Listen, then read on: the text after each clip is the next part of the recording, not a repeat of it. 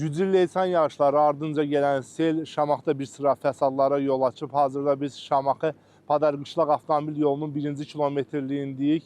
Məhz buradan keçən sel suları avtomobillərin hərəkətə mane olub. 4 saata yaxın bir vaxtdır ki, məhz avtomobillər burada gözləmə mövqeyindədir. Yol hər iki istiqamətdə bağlı hesab olunur.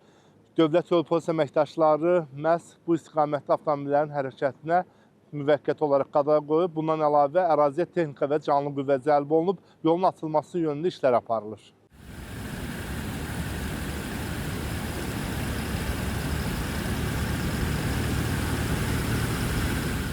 Yolda biz köylərdən gəlirik, ancaq burada bu sahədə biz gördük ki, seldir, dayanmışıq neçə vaxtdır. Buradan məsələn ki, bütün kəndlərə gedən maşınlar dayanıblar, hamısı burada. Acqabıla gedən, Acqabıldan gələn, nə bilim o aşağı rayonlara gedən, Sabirabada gedən bütün maşınlar gəlib yolda dayanıblar.